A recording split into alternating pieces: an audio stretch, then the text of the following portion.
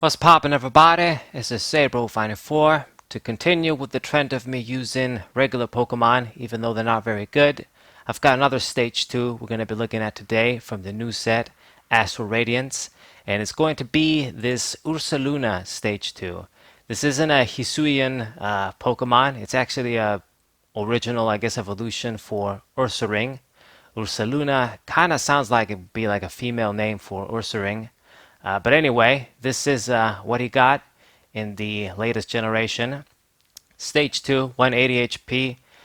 This card doesn't really have anything spectacular about it, to be honest. The only thing that really sort of stands out a little bit is the bulky bump attack, because it does 200 damage, and you got to discard 2 energy. That's not so great, but it is all colorless. The entire cost is colorless. So this means we can use triple acceleration energy and expand it, and this guy can attack for 1 attachment essentially. So 1 energy attachment, 200 damage, that might be a little bit decent. The first attack, Pete Hunt, I guess you put up to 2 cards from your discard pile into your hand. Perhaps it's going to come up, but to be honest, if you have this guy active, you'll be lucky if you get 1 attack out of it, and he's going to be dying in every decent shot. As I've explained all the time, Stage 2 Pokemon, they really can't take a hit. Even just standard V attacks like 180 damage, it's not even like extreme damage like a 250, 300, that sort of thing. Just 200, 180, you get a 1-hit knockout on this card. But anyway, this is what we're going to try and do. No real particular deep combo or anything. It's just going to be this guy and then a few cards for support. The line for this card is going to be a 4-4-1-3. I got this Teddiursa from the Breakthrough set, surprise, surprise. You have a few other options, but I think this one is the best one. If we can do flop, we do 30 for 1 attachment of a DC. So that's okay. You got a few other options, but I'd rather have 70 HP instead of 60 HP. I think you could even do like the new one from this Astral Radiance set. That's about it if you want to have a different attack. And then for the Stage 1, I'm going to go for the Ursaring here from Evolving Skies. I guess interesting thing about Ursaluna and Ursaring, I suppose, is that before the new evolution Ursaluna, Ursaring was always a Stage 1, so that's why it has 140 HP for a Stage 1. It's actually much better than what other Stage 2s are going to have. So maybe this can be semi-useful as well for a Stage 1, 140 HP. You have a bunch of other options, but I think this is the best one because if we attach the triple acceleration, we can do 110 for 1 attachment. So that could be something once again. Slash 1 for 40, and that's basically it. A few options. Once again, I don't remember what are the other decent ones, but it's basically either this or one of the other ones that do 140, that have 140 HP. I think there's another one that has a 3 energy attack. I'm not quite sure. That does maybe less damage, has an effect. I don't remember. But I'm using the Evolving Skies one. Okay. And then 3 of our main guy, Ursaluna. Okay. Now, the other Pokemon are going to be Bibarel for support. We do a 3 Bidoof. Brilliant Stars, and once again from Brilliant Stars, the Bibarel, Industrious Incisors, drawn to have 5 cards. You can try and make the deck more supporter based, run more supporters, and just consistency through items and supporters, and just drop Barrel. But since this guy is a colorless Pokemon, Bibarel is a colorless Pokemon, I can just utilize my Winona card, which I really like, and I think the deck is more consistent this way. You get this guy out, you're going to draw cards every turn, so might as well do that. So a 3-2 Bibarel line. And then the other Pokemon is just some basics for a little bit of support. We got the Mew for Bench Barrier, pretty nice, and maybe Side Power will come up, you never know. And we got Sudowoodo as well. Since I'm going to be drawing cards with Bibarel, I decided not to have something like Uranguru or something. So this guy, he's pretty good and expanded. He's going to stun a lot of strategies that try and have a lot of Pokemon through Skyfield and stuff. So he's good. And then the 1 Tapu Koko, just for a free retreating pivot. something that I can promote when my Pokemon are dying, and just leave it there as a decoy if we're not ready to attack, or I do retreat if I'm ready to attack. It's a bit sad to be playing like this, but that's the reality of these stage 2s. I can't stress this enough. This guy, for anybody seeing, oh, 180 HP, pretty hot, it's not hot at all. Even 190 for Torterra is not hot. These Pokemon are going to be dying almost every time, basically. Okay, and these are all the Pokemon. 16 Pokemon, decent little skeleton. Rest of the cards are going to be consistency and tech cards. We do triple nest ball to get those basics down, costless. Gotta use it in expanded. I'd rather not be discarding things for no reason with quick ball. There really isn't any benefit of us having quick ball in this deck, to be honest. I got one evolution in sense to grab evolution Pokemon. There's only one because I'm running a lot of Winonas. You guys are gonna see later. And then I have the 4 rare candies to get the stage 2 Pokemon out. I mean, actually, it would have been sweet if this guy was an alternate evolution, like a Hisuian form or something. And he was a stage 1, but he's a stage 2, so we gotta use rare candies.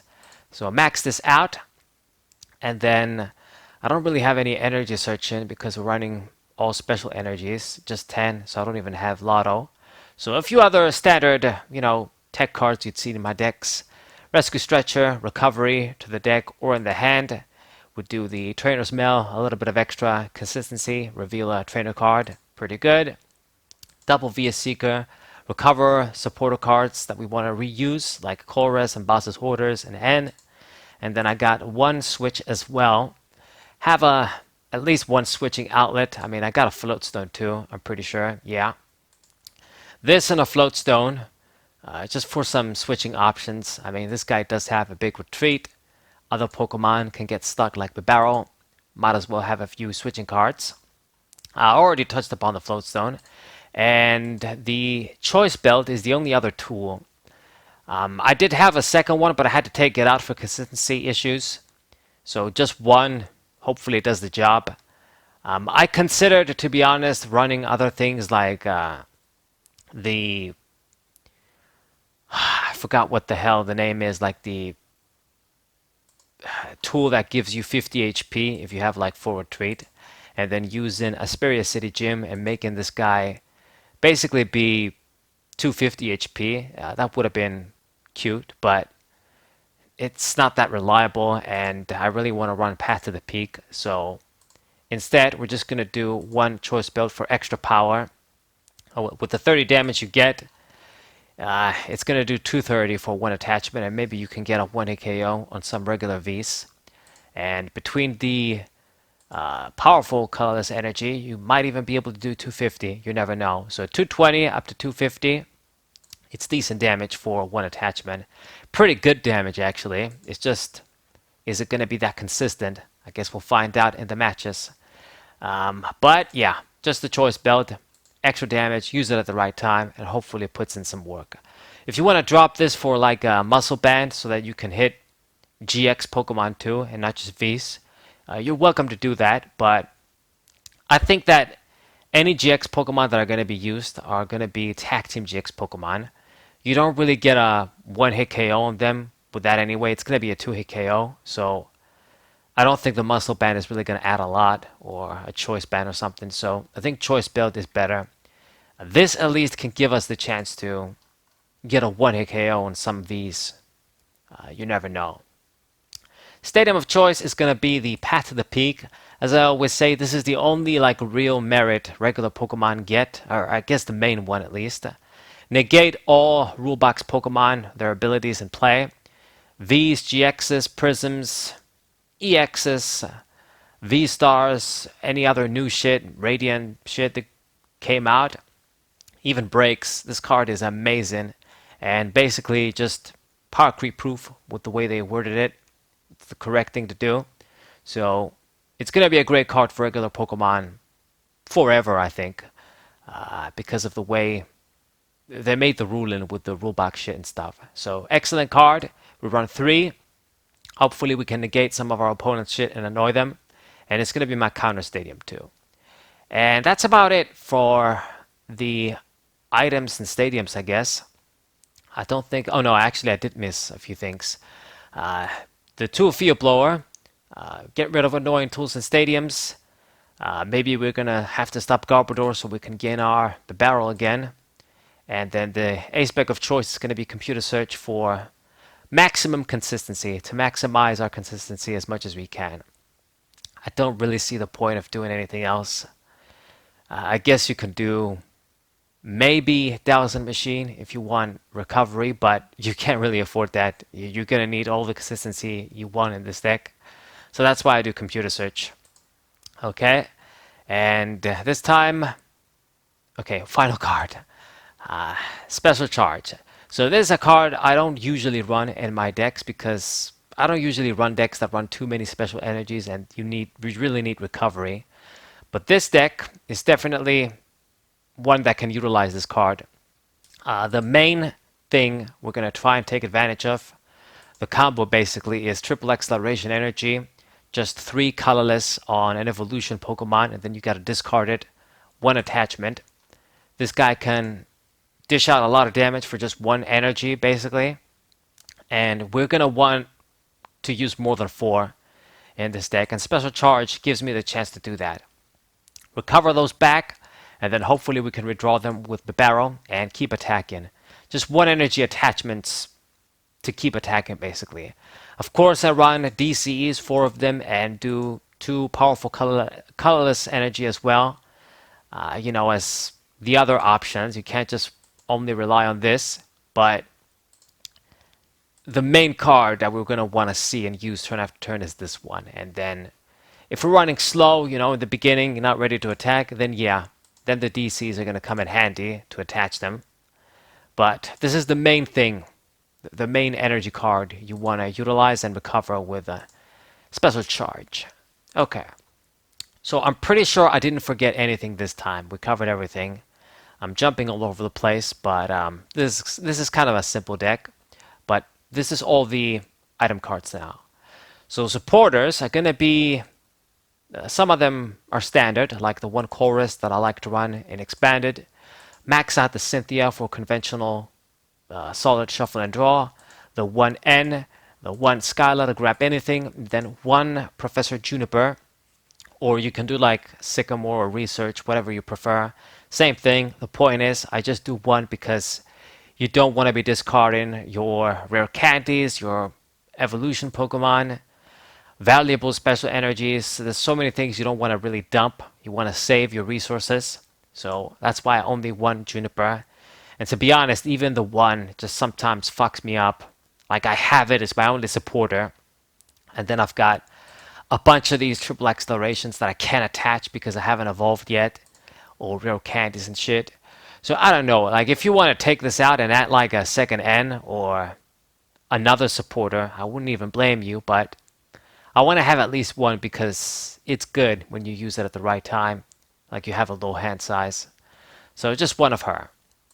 Okay, and then the less common supporter, but that we can actually use in this deck that I really like, is this Winona from Roaring Skies. I got the nice full art here, and then the regular one. This card is great because it's going to be a Pokemon fetcher at the start of the game in terms of letting you grab your basics, so that's pretty good. But it can also add evolution Pokemon as well. So it's just any Pokemon that's a colorless type. So it's excellent. I use this in my Salamence deck quite a bit and in other similar decks where I used like the Silvally GX engine before we got the barrel. And just other like heavy colorless themed decks. It's just great because you can grab your basic Pokemon and then you can grab evolution Pokemon like my barrel to draw cards. So it almost acts like a draw card too once you get the barrel and then you draw.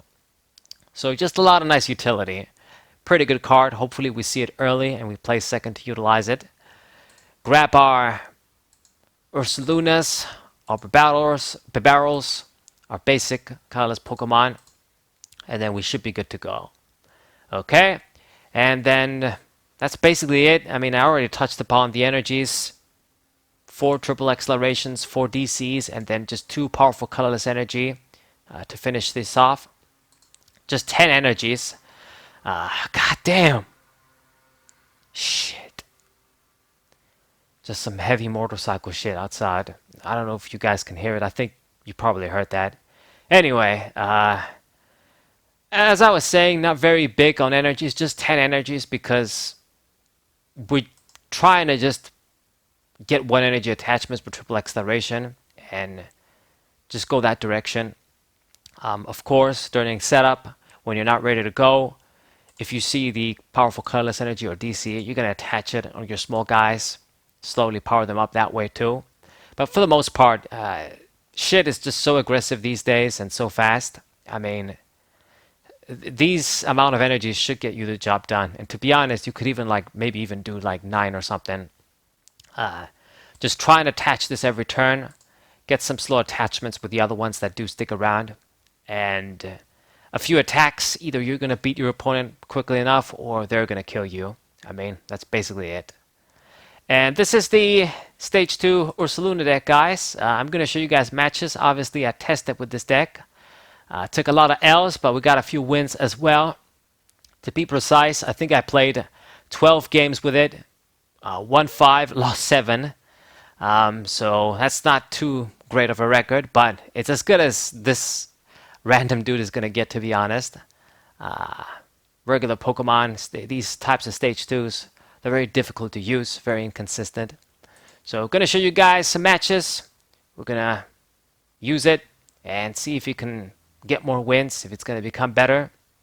It's a straight up rogue anti-meta-esque deck, you could say, with Path to the Peak and just only running regular Pokemon. It could be kind of cool. So hope you guys enjoyed this deck. Subscribe to the channel, leave a like, share this video with your friends, and I'll see you guys in the matches. What a